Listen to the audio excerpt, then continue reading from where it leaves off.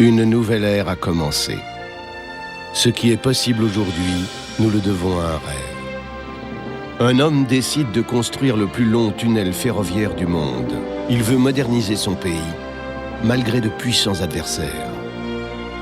Pour réaliser son rêve, il affrontera une nature imprévisible et les intrigues de ses ennemis.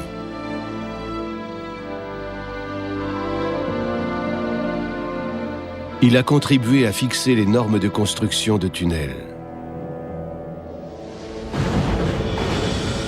Il s'appelle Alva Crocker et poursuit inlassablement son but.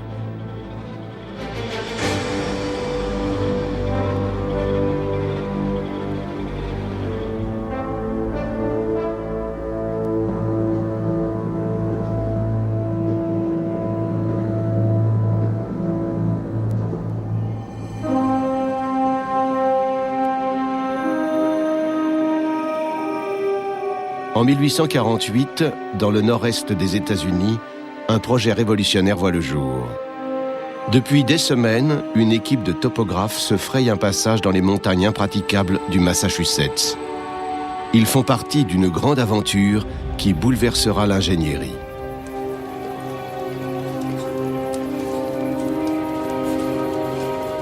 À l'origine de ce projet, un riche fabricant de papier, Alva Crocker.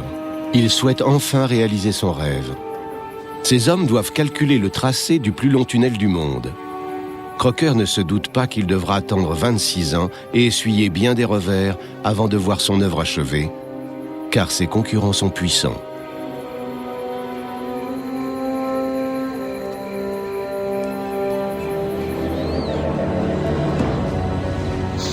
Boston, 200 km plus à l'est.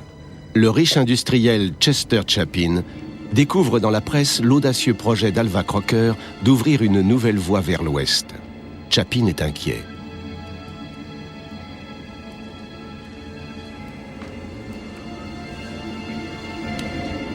Il essaiera par tous les moyens de bloquer les intentions de Crocker parce qu'elles menacent son monopole. En effet, Chapin contrôle l'unique liaison ferroviaire vers l'ouest.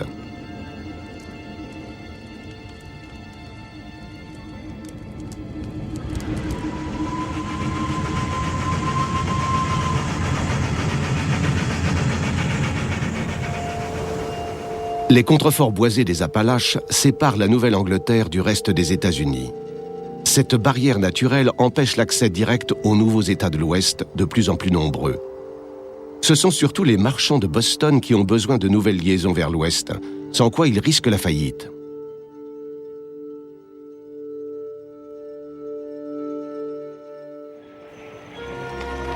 Il fut un temps où les Américains appelaient cette métropole « The Hub », le centre. Mais au fur et à mesure que les États-Unis s'étendent vers l'ouest, les flux commerciaux se déplacent. Il en va de l'avenir de Boston.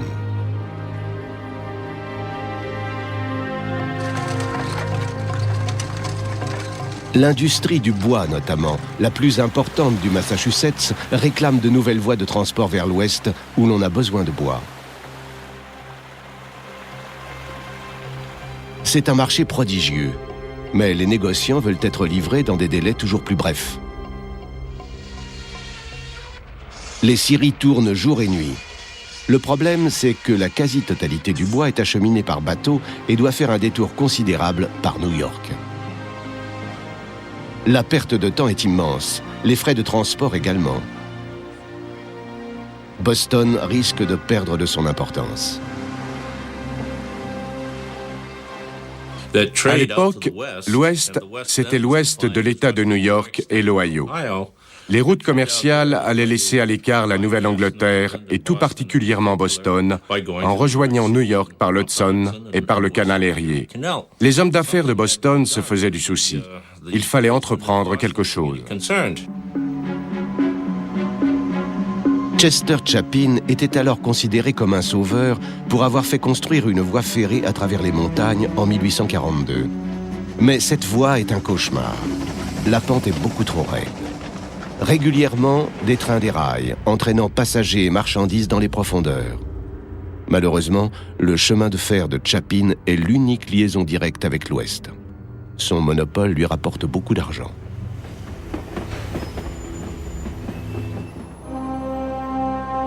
Alva Crocker saisit l'opportunité. Il propose aux hommes d'affaires une solution qui pourrait tout arranger. Si le train ne peut passer en sécurité au-dessus des montagnes, qu'il passe en dessous.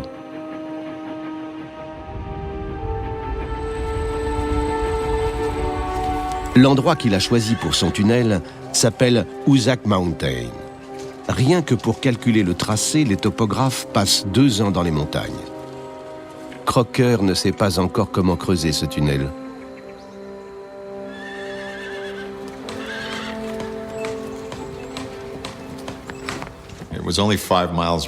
Il n'y avait que 8 kilomètres de tunnel à creuser. Aujourd'hui, cela ne paraît pas immense. Mais à l'époque, c'était 5, voire 10 fois plus que n'importe quel tunnel construit jusque-là. Le simple fait d'imaginer que ce soit possible était déjà extraordinaire. Crocker veut à tout prix mettre fin au monopole de Chapin.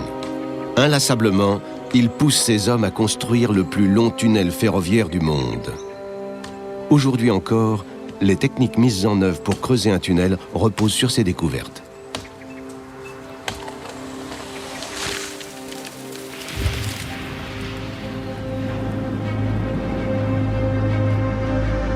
Presque un siècle et demi plus tard, au cœur des Alpes, sous terre, grâce à des techniques de pointe, une nouvelle voie est creusée dans la montagne. Le plus grand chantier jamais vu. 2 tubes ferroviaires d'une longueur de 57 km chacun devraient améliorer de façon notable la circulation en Europe.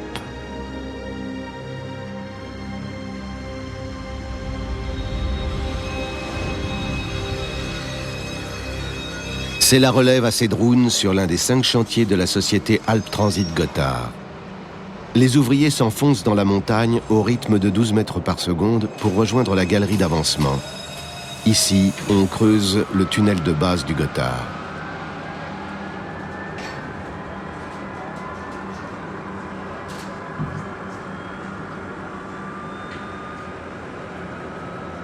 Tout comme l'était en son temps l'œuvre de Crocker, le tunnel du Gotthard est le plus grand tunnel jamais construit.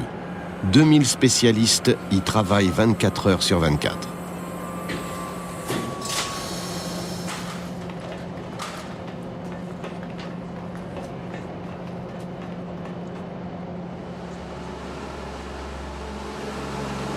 Jamais encore une construction souterraine de cette dimension n'a été envisagée. Les calculs et les relevés de terrain doivent être d'une précision extrême. Plusieurs fois par jour, on vérifie l'état du tracé à l'aide d'instruments sophistiqués. À l'époque, les hommes de Crocker ont passé 2 ans dans les montagnes. À présent, des satellites permettent de déterminer un tracé virtuel en surface. Puis des ordinateurs transposent ces données et calculent le tracé réel à l'intérieur de la montagne.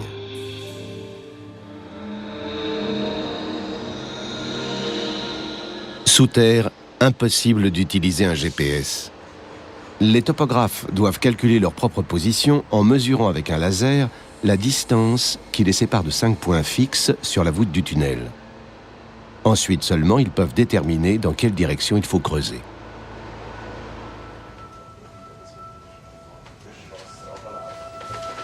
Les géologues ont établi le tracé il y a quelques années déjà.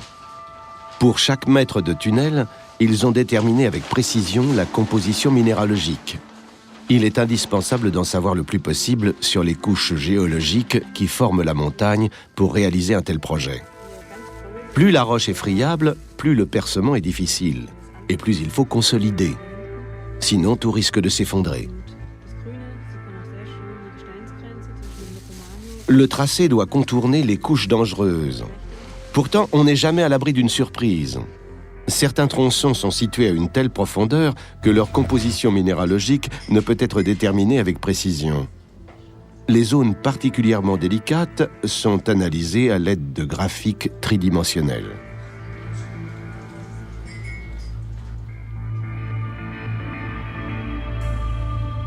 Les couleurs permettent de visualiser la pression que subira le tube. On peut en déduire l'épaisseur et la dureté du revêtement des parois du tunnel. Les topographes doivent travailler avec précision.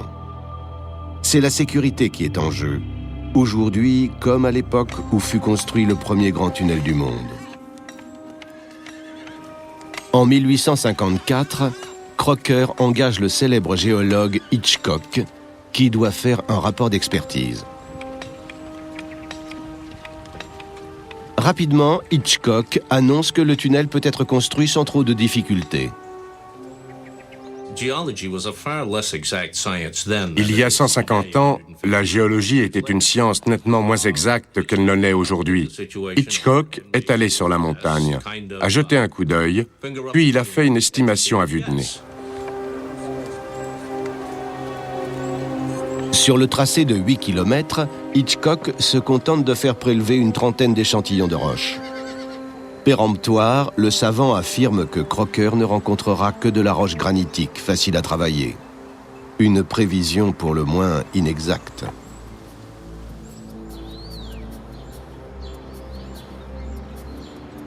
Entre-temps, à Boston, Chester Chapin prépare sa riposte.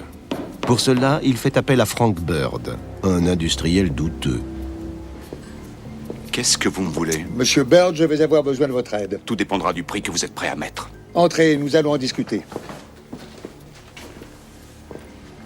Chapin veut avoir Bird dans son camp. La réputation de celui-ci n'est plus à faire.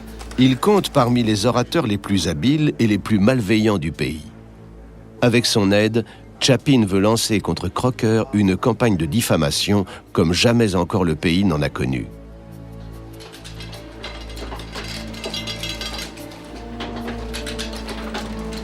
Bird rédige des pamphlets qu'il fait imprimer et distribuer dans Boston à des milliers d'exemplaires. Il raille le projet de Crocker et le présente comme les élucubrations d'un vieux fou.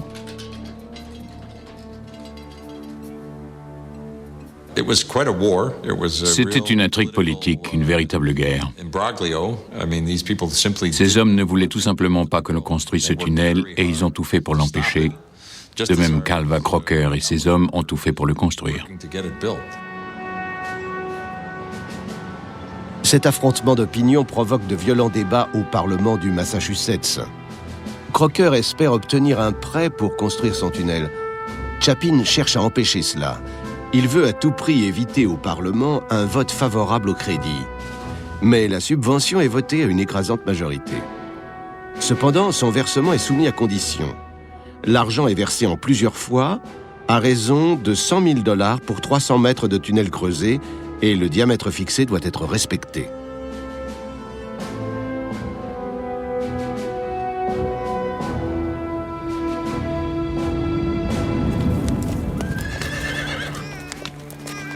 Ce crédit provoque un phénomène migratoire. Des centaines de familles d'ouvriers viennent s'installer en pleine nature. Loin de toute forme de civilisation, une nouvelle ville voit le jour. Il semblerait que la vision de Crocker soit sur le point de devenir réalité.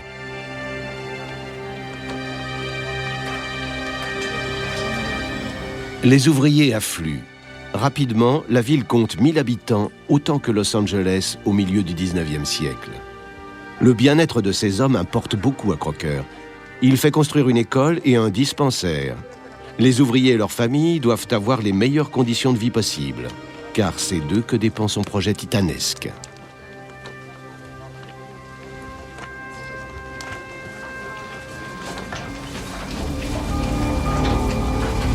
En quelques jours seulement, les ouvriers ont creusé 50 mètres de tunnel dans le Hoosac. Mais les techniques qu'ils mettent en œuvre sont les mêmes que 400 ans auparavant.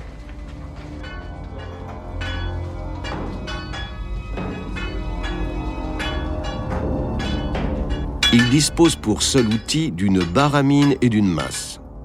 C'est un travail fastidieux et surtout dangereux. Les accidents sont fréquents. Il n'est pas rare que les ouvriers se brisent les os de la main lorsque les barres dérapent sur la roche.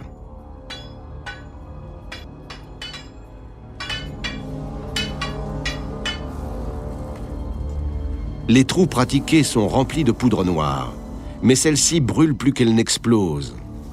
La méthode date du Moyen Âge. Il faut une demi-journée pour creuser les trous et y loger la poudre noire.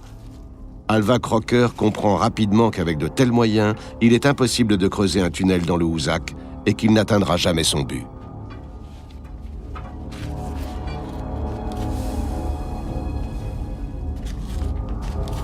Le travail était dur, pénible, fastidieux et très dangereux. À tout moment, des effondrements risquaient d'ensevelir les ouvriers. Sans compter le hanging fire, c'est le nom qu'on donnait aux mèches qui ne prenaient pas. Les ouvriers revenaient alors dans la galerie d'avancement et il arrivait que l'explosion ait lieu à ce moment-là. Résultat, des blessés, voire des morts. Les hommes risquent leur vie à chaque dynamitage. Des accidents mortels se produisent régulièrement.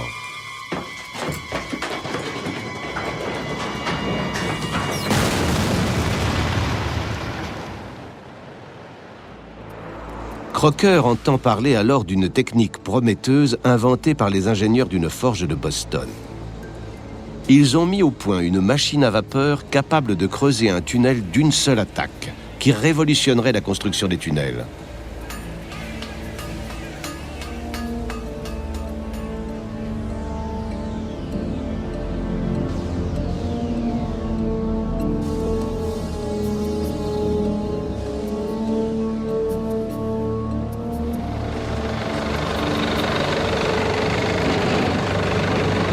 Impossible aujourd'hui d'imaginer le percement d'un tunnel sans cet engin qui n'en était alors qu'à ses balbutiements.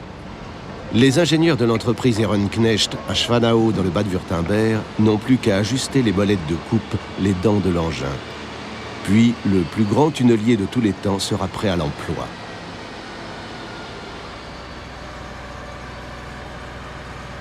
La machine pèse 4400 tonnes et fait 15 mètres de diamètre. Elle a été conçue pour creuser d'une seule attaque un tunnel routier à Madrid.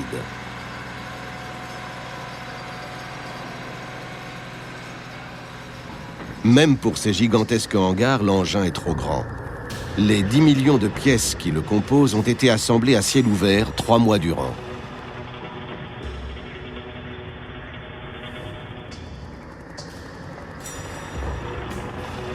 Après un premier essai, le colosse est démonté. Les pièces sont transportées séparément et assemblées sur leur lieu de destination.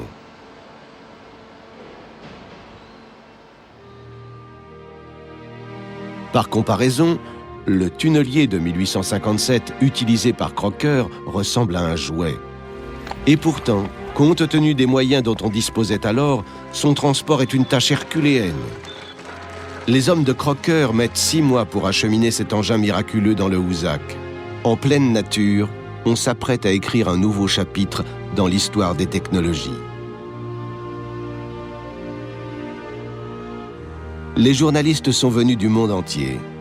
Ils relatent les 9 mois de travail qui ont donné jour à cet engin révolutionnaire, tandis que les ouvriers regardent avec méfiance la machine censée les rendre inutiles.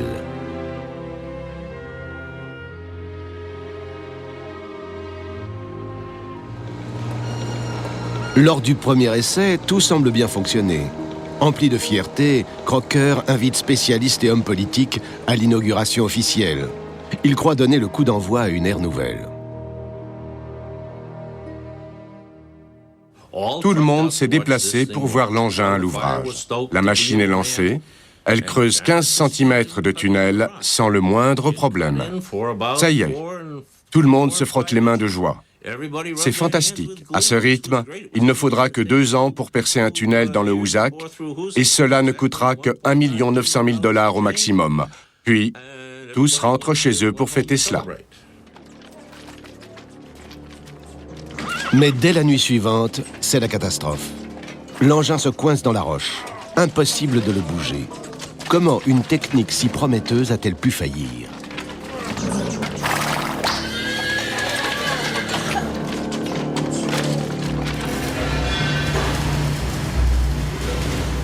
Un test dans le célèbre Institut des mines du Colorado. On fait passer la molette de coupe d'un tunnelier actuel sur une plaque rocheuse en y exerçant une poussée de 26 tonnes. C'est la pression que développe un tunnelier lors de sa progression. Seuls des alliages extrêmement solides résistent à cette pression. Un acier normal se briserait sur le champ. Or, les molettes qui équipaient l'engin de Crocker il y a 150 ans étaient en fonte. Trop fragiles.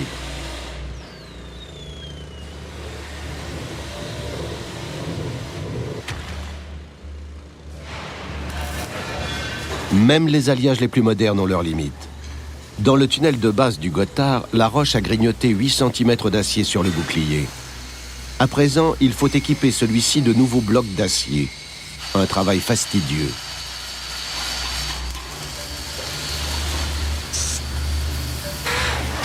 Une très grande précision est indispensable. Il suffit qu'une seule molette de coupe s'enraye et en quelques minutes, le bouclier entier est détruit. Le temps est compté. Chaque jour d'arrêt coûte 40 000 €. D'ici 2 jours, l'engin doit reprendre sa progression.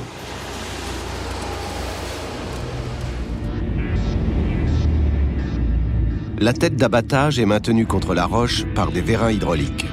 58 molettes excavent chaque jour 6 000 tonnes de roche du Gothard, évacuées par une bande convoyeuse.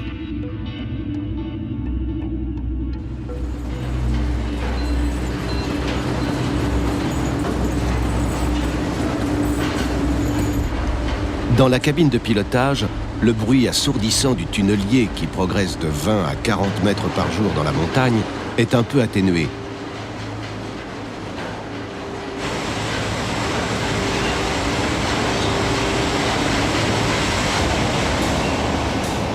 Derrière le bouclier, depuis une nacelle située à 10 mètres du sol, on procède immédiatement aux travaux de soutènement. Des tirants d'ancrage sont enfoncés dans les parois afin de stabiliser la roche. La construction du tunnel de base du Gothard nécessitera plusieurs millions de ces tirants d'acier.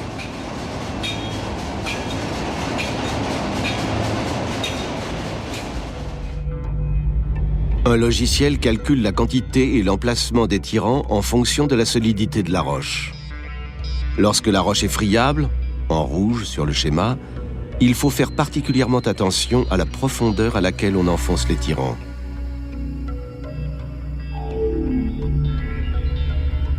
Des treillis en métal soudé protègent les hommes et le matériel des chutes de rochers.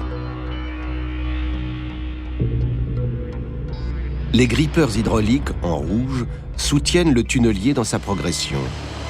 Ils s'appuient contre les parois du tunnel et poussent vers l'avant le colosse d'acier, centimètre après centimètre. La poussée est équivalente à celle de 300 Boeing 747. Crocker, lui, ne disposait à l'époque que d'une machine à vapeur. Celle-ci était si peu puissante qu'elle n'avait aucune chance de venir à bout de la montagne, même si elle avait été construite avec un alliage de métaux très résistant plutôt qu'en fonte.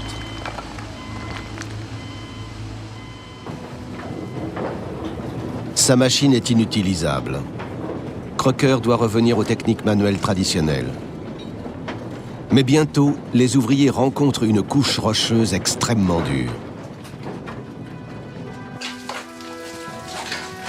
De l'autre côté de la montagne, où les travaux viennent de commencer, les problèmes sont plus graves encore. Les ouvriers sont tombés sur une zone aquifère. Les travaux de soutènement sont plus complexes et onéreux. Comment terminer le tunnel dans ces conditions ?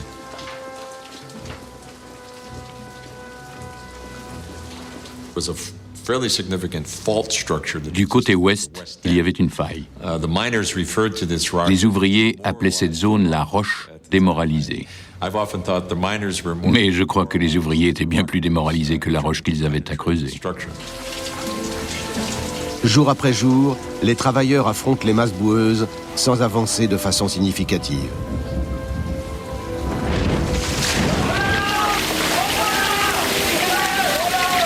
D'incessantes chutes d'eau ralentissent les travaux. Crocker ne s'attendait pas à de telles difficultés.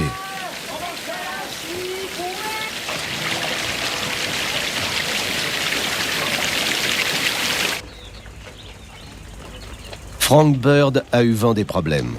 Il se rend immédiatement au Hoosac. Il veut prouver que le projet de Crocker est irréalisable. Les ouvriers racontent ouvertement que la roche est nettement moins facile à travailler que ce qu'avaient prévu les experts. Bird fait semblant d'être désolé, mais en réalité, il jubile.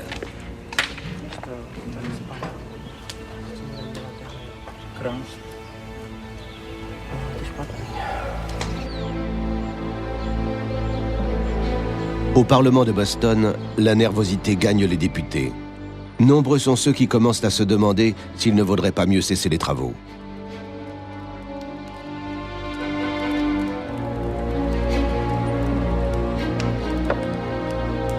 Le gouverneur s'entretient en secret avec les parlementaires pour les convaincre de mettre fin au projet du tunnel. Rien d'étonnant, car c'est un ami de Chester Chapin, le plus grand opposant d'Alva Crocker. Deux grandes batailles se déroulent simultanément. D'un côté, des hommes et des machines affrontent la roche très dure du Hoosac, et de l'autre, des affrontements politiques opposent le nord et le sud du Massachusetts. C'est en quelque sorte une version miniature de la guerre de sécession. Et comme dans la guerre de sécession, il y a ceux qui ont le pouvoir, qui détiennent les monopoles, et il y a ceux qui veulent une part du gâteau. Le résultat, c'est l'une des histoires les plus insolites du 19e siècle.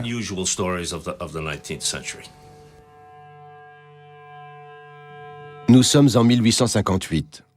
Voilà 3 ans que l'on creuse. Crocker a besoin de l'argent que le Parlement a promis de lui verser pour la première tranche de 300 mètres de tunnel. Un ingénieur nommé par l'État doit confirmer l'avancement des travaux. Tout dépend de ses calculs. Crocker a épuisé ses fonds propres. Ça fait 614 pieds. On est loin du compte, malheureusement. Il en manque presque 400. Ouais. Crocker et son chef de chantier supplient l'ingénieur.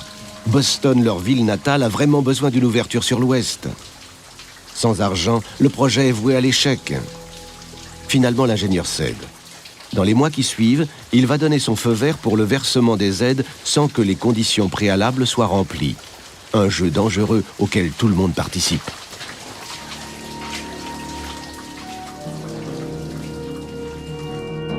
Deux ans plus tard, les ouvriers de Crocker n'ont même pas réussi à excaver 1/10 du tunnel. Et à aucun endroit, le diamètre du tunnel ne correspond à ce qui avait été convenu. Pourtant, plus de la moitié des subventions ont été englouties.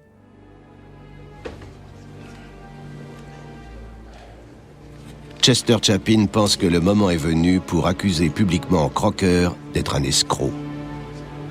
Messieurs les députés, je vous en prie, approchez. Venez voir à quel point cette roche est friable. Il présente des échantillons de la roche friable et demande à Bird de dénoncer une rupture de contrat quasiment criminelle. Les députés sont scandalisés. Mais pour l'instant, ils ne veulent rien entreprendre. Chapin va devoir trouver une autre occasion pour mettre définitivement fin au projet de Crocker.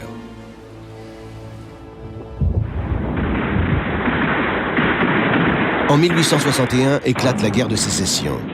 Désormais, tous les fonds publics servent à financer cette guerre.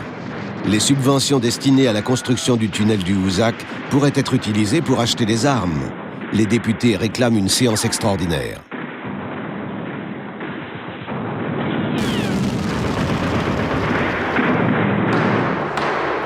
Bien, la séance est ouverte. Nous allons débattre du seul sujet qui soit à l'ordre du jour, le tunnel de Hoosac. Veuillez faire entrer M. Crocker, s'il vous plaît.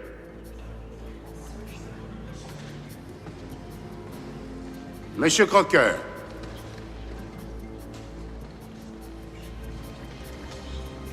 Messieurs, Le document que j'ai en main apporte la preuve irréfutable que la largeur du tunnel n'est absolument pas conforme aux dimensions qui apparaissent sur les plans du projet initial. Dans de telles circonstances, il est inadmissible que l'État ait dépensé autant d'argent pour financer les travaux. J'accuse M. Crocker d'escroquerie et je demande l'interruption immédiate des travaux engagés à l'intérieur du tunnel. Les parlementaires vont-ils suivre les recommandations de l'ingénieur ? Les deux parties avaient raison, chacune de son point de vue. Haupt, le chef de chantier de Crocker, voulait avancer le plus rapidement possible, puis élargir le tunnel une fois qu'il aurait plus d'argent et de temps. L'ingénieur, en revanche, était d'avis que chaque centimètre de tunnel devait être entièrement terminé avant que ne soit effectué le versement suivant. Tandis que la commission délibère, l'espoir de Crocker grandit. Et enfin, après plusieurs heures, les députés réapparaissent. Ils ont pris une décision que tout le monde est impatient de découvrir. Vu les circonstances particulières, la Commission a décidé de suspendre toute aide financière. Elle ordonne également la fermeture du tunnel, qui sera jusqu'à nouvel ordre, placée sous la responsabilité de l'État. Pour Chapin et Bird, c'est une victoire. Ils pensent avoir définitivement battu leurs concurrents. Mais Crocker ne se laisse pas décourager aussi facilement.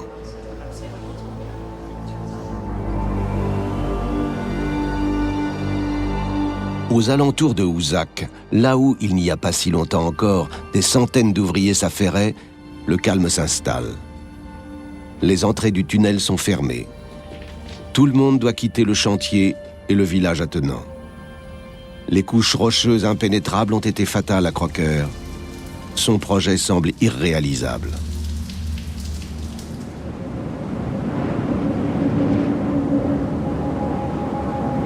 Aujourd'hui encore, les constructeurs de tunnels craignent les couches géologiques délicates. Le tronçon le plus sensible du tunnel de base du Gothard se trouve dans les Alpes suisses, sous le village de Sedrun.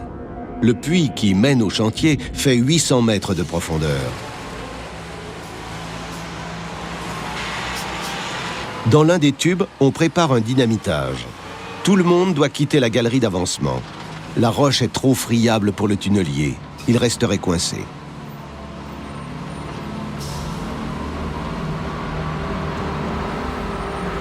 Toutes les 6 heures, le même scénario se reproduit. 400 kilos d'explosifs sont reliés au dispositif de mise à feu.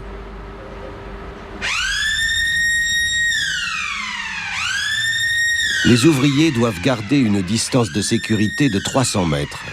Puis, une décharge de 10 000 volts déclenche l'explosion.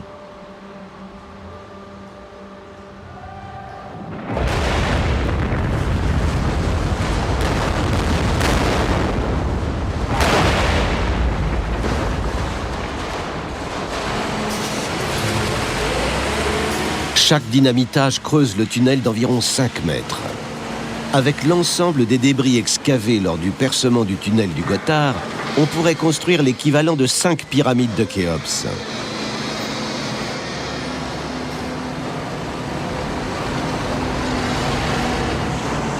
Le géologue est le premier à venir examiner les lieux après l'explosion. À lui de reconnaître à temps les changements de couche géologique. Si une couche est trop fragile, les explosions deviennent imprévisibles.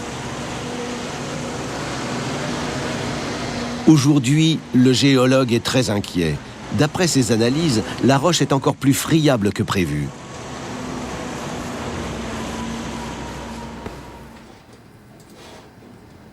Au laboratoire, ces présomptions se confirment. Il s'agit d'une zone très instable. Les consignes sont claires. Interdiction de travailler à l'explosif.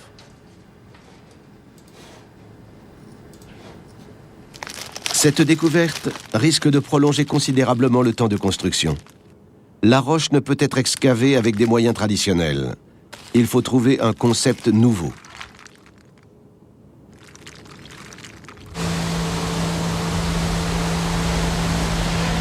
Pour commencer, il faut consolider massivement la calotte du tunnel.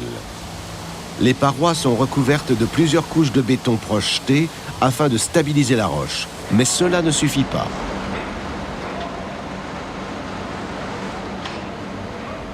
Les techniciens développent alors un système unique au monde.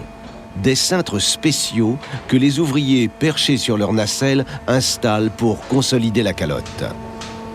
Comme sur un télescope, ces cintres s'emboîtent les uns dans les autres et s'adaptent ainsi aux influences exercées par le terrain. Impossible de poser plus d'un anneau par jour, et il y a encore 300 mètres de tunnel à soutenir de la sorte. Cela signifie une année entière de travaux. Si la roche avait été plus dure, on aurait pu creuser cette distance en 10 jours avec le tunnelier. Les ouvriers progressent pas à pas. La roche est si friable qu'on pourrait la détacher à la main. Si une couche de cette nature était en plus aquifère, le projet du tunnel de base du Gothard serait sérieusement remis en cause, en dépit des techniques actuelles. Tout comme le fut jadis le tunnel du Houzac.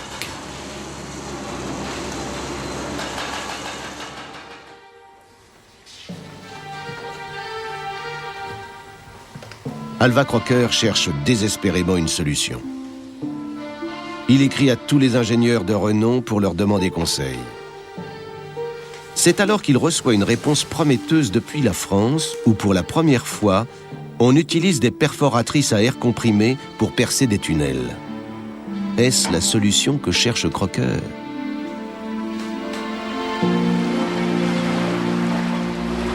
Sans plus tarder, un ingénieur est envoyé en France. Il doit rejoindre le chantier du tunnel du Mont-Cenis dans les Alpes. Les parlementaires à Boston ont promis que si l'ingénieur trouvait une technique prometteuse, ils donneraient leur feu vert à la reprise des travaux dans le tunnel du Hoosac. Mais une fois sur place, l'ingénieur ne découvre rien de nouveau. Puis, soudain, au cœur de la montagne, la surprise. Il n'a jamais rien vu de tel. Les perforatrices à air comprimé s'enfoncent dans la roche au rythme de 300 coups à la minute. Par comparaison, les barres de mine semblent sortir tout droit de l'âge de pierre. L'ingénieur envoie immédiatement son rapport à Boston. Impressionnés par les perforatrices, les députés donnent une nouvelle chance au tunnel du Hoosac, cette fois-ci sous le contrôle de l'État. De plus, durant toutes ces années, Alva Crocker n'est pas resté politiquement inactif. Qui devient membre de la commission parlementaire? C'est Alva Crocker. 6 ans après sa cuisante défaite, il est de nouveau au premier plan. Il est même nommé responsable des travaux pour une durée de 6 mois. Pendant toutes ces années, il a agi dans l'ombre. Jusqu'à la fin des travaux, il ne lâchera plus le projet du tunnel.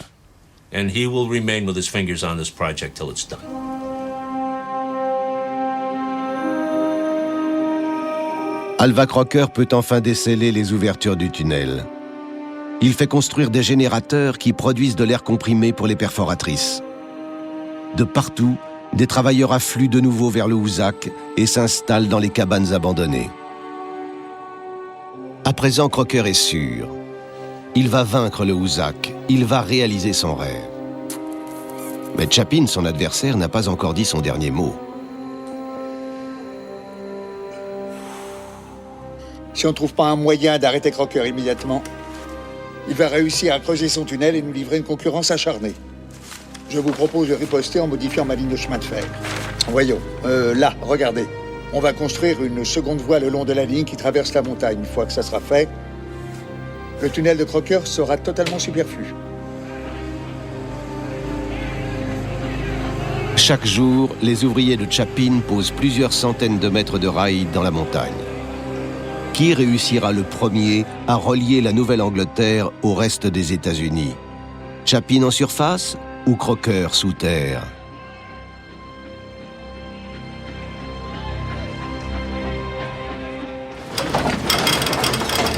Crocker fait améliorer les perforatrices. Les prototypes n'ont pas encore été testés, mais au printemps 1886, il ordonne qu'elles soient immédiatement utilisées. Personne ne sait si elles résisteront à l'énorme pression de 6 bars. Les ingénieurs ont déconseillé à Crocker une mise en service précipitée. Tout se joue maintenant. Pourra-t-il tenir les promesses qu'il a faites aux députés?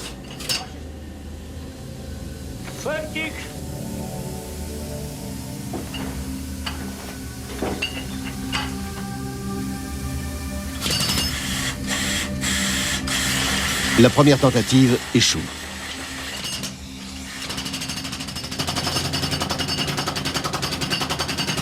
Mais ensuite, la perforatrice se met en marche. Voilà qui pourrait donner une longueur d'avance à Crocker dans la course qui l'oppose à Chapin. Il y avait un autre avantage notable dans l'utilisation de perforatrices à air comprimé. Elles apportaient de l'air frais dans la galerie d'avancement, ce que les ouvriers appréciaient. Il n'y avait pas d'autre moyen d'aération. Après chaque explosion, des gaz toxiques emplissaient l'air. Désormais, les ouvriers pouvaient se servir de l'air comprimé pour aérer le tunnel et avoir de l'air frais. C'était un concept tout à fait nouveau. Avant cela, on n'avait pas moyen d'aérer un tunnel. Puis, les ingénieurs de Crocker développent une méthode permettant d'avancer plus rapidement encore. Jusque-là, les différentes charges d'explosifs étaient mises à feu simultanément. Maintenant, elles explosent les unes après les autres, en cercle concentrique, de l'intérieur vers l'extérieur. Les résultats ainsi obtenus sont bien meilleurs. Et c'est un grand pas en avant dans l'histoire des tunnels.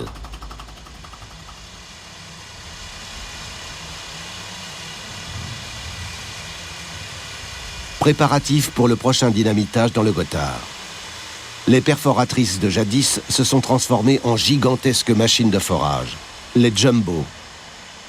Le forage est assisté par ordinateur. La disposition des charges explosives répond à un schéma complexe déterminé par la composition de la roche. Mais le système est toujours le même que celui conçu dans le Houzac voilà 150 ans. Le dynamitage de l'intérieur vers l'extérieur. Des ingénieurs ont calculé que cette méthode est 5 fois plus efficace que le dynamitage classique. Mais voilà bien longtemps qu'on n'a plus recours à la poudre noire. Dans le tunnel du Gothard, on utilise des explosifs ultramodernes à 2 composants.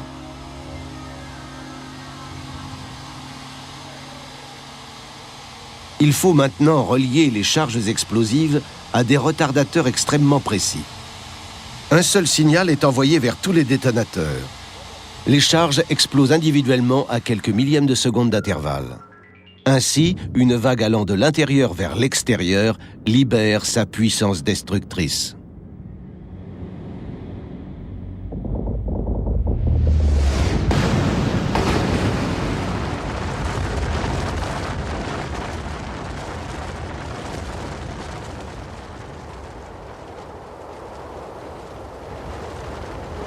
En 1867, Crocker entend parler d'un nouvel explosif, la nitroglycérine.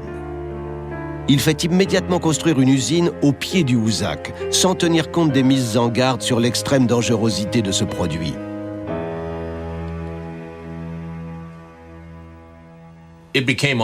Il a fallu se rendre à l'évidence qu'on ne pourrait pas percer le Houzac avec de la poudre noire. La roche était trop dure. Il fallait quelque chose d'autre, quelque chose de nouveau. Or, il existait un liquide inventé quelques années plus tôt qui s'appelait nitroglycérine.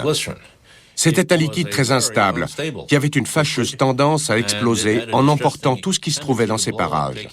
Les chemins de fer américains et les armateurs ne voulaient pas en entendre parler.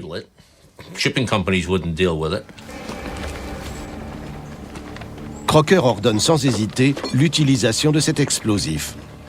Il obtient des résultats époustouflants que même les spécialistes n'auraient pas osé imaginer. Le risque semble en valoir la peine.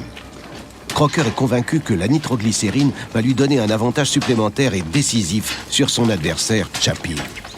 Plus rien ne pourra l'arrêter.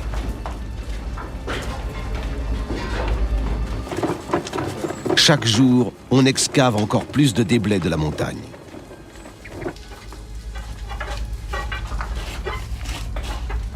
Les ouvriers sont pleins d'entrain. Ils ne se soucient pas des journaux qui évoquent régulièrement des accidents dus à la nitroglycérine, cet explosif qui leur facilite tant la tâche. Au camp, tout le monde est enthousiaste. Pour aller encore plus vite, on creuse dans la montagne un puits de 300 mètres. En bas, on installe un point d'attaque supplémentaire. Crocker a doublé le nombre de tronçons et compte ainsi battre définitivement Chapin.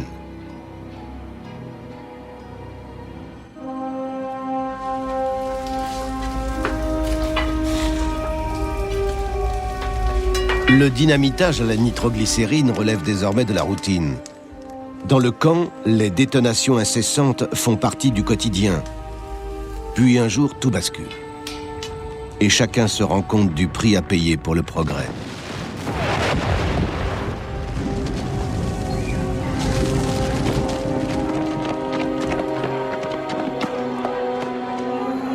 On entend la puissante déflagration jusque dans un village situé à 20 km de là. Lorsque les secours arrivent sur le lieu du drame, ils sont face à un spectacle terrifiant. L'explosion a tué 6 hommes.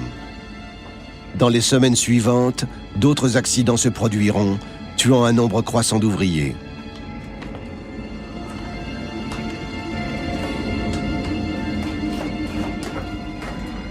La moindre erreur peut provoquer de terribles catastrophes. Entre eux, les travailleurs baptisent le tunnel Bloody Pit, la fosse sanglante.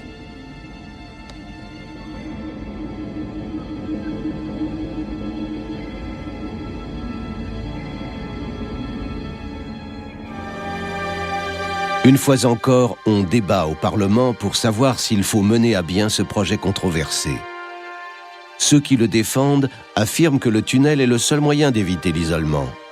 Les opposants y voient un tombeau pour des centaines d'ouvriers. En 1868, un nouveau gouverneur doit être élu. Les deux camps présentent un candidat. Chapin sent que c'est sa dernière chance et il fait désigner Francis Byrd comme candidat. Crocker soutient le candidat adverse. Le résultat des élections est attendu avec impatience. Byrd perd de justesse. La victoire se joue à quelques voix. Mr. Byrd went down in great defeat. C'était une grande défaite pour Byrd.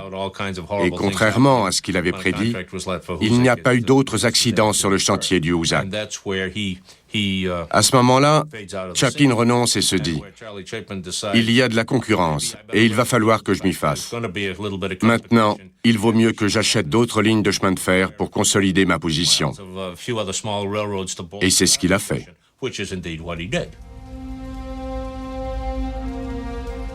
Plus rien ne peut arrêter le percement du tunnel de Crocker. 3 ans après les élections, le grand moment est venu. On prépare le dernier dynamitage. Déjà, les ouvriers entendent les perforatrices des équipes qui arrivent à leur rencontre de l'autre côté. En février 1875, les journaux annoncent l'inauguration de la nouvelle voie ferrée en direction de l'ouest. Des badauds arrivent des 4 coins du pays pour participer à la fête. La Nouvelle-Angleterre est enfin reliée au reste des États-Unis par une ligne de chemin de fer sûre et rapide. Et c'est une étape décisive dans l'histoire des tunnels.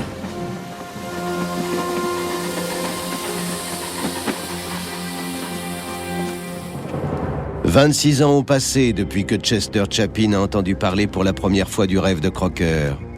Amer, il se consacre désormais à d'autres projets et finira par entrer dans l'histoire comme l'un des magnats des chemins de fer américains.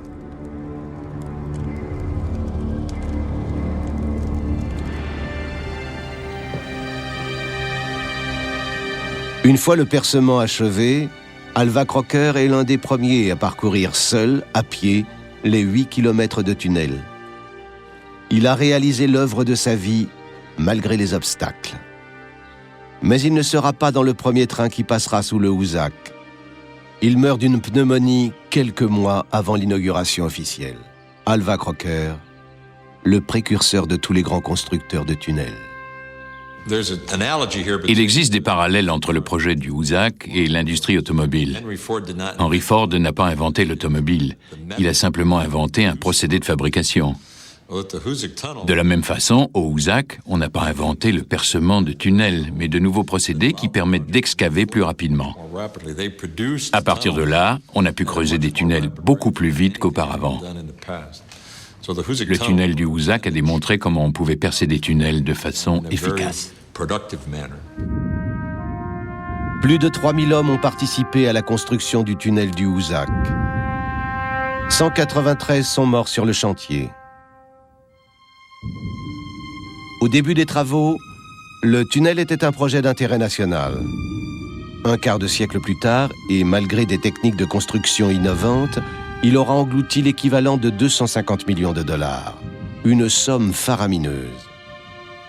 Pourtant, sa mise en service passe quasiment inaperçue car au même moment, on célèbre l'inauguration du chemin de fer transcontinental qui relie l'océan Atlantique et l'océan Pacifique.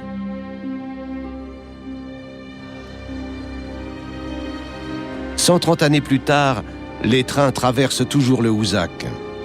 Aujourd'hui encore, c'est le tunnel le plus long à l'est des Rocheuses. Plusieurs fois par jour, des trains longs de plusieurs kilomètres le traversent. Même s'il a sombré dans l'oubli, l'ouvrage de Crocker a révolutionné la construction de tunnels. C'est ici qu'on a posé les bases du métier. Des bases qui sont encore valables aujourd'hui.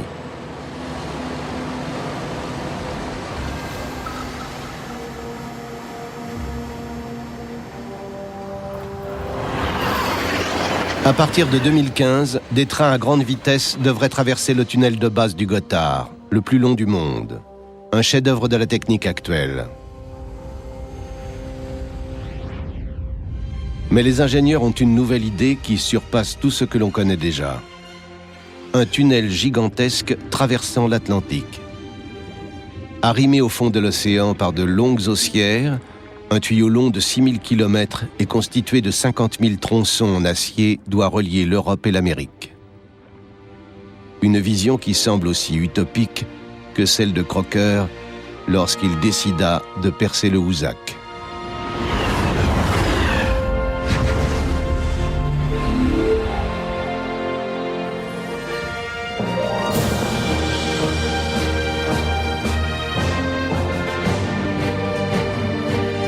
La semaine prochaine, nous reviendrons sur l'invention qui a rendu possible la révolution industrielle, la première machine à vapeur.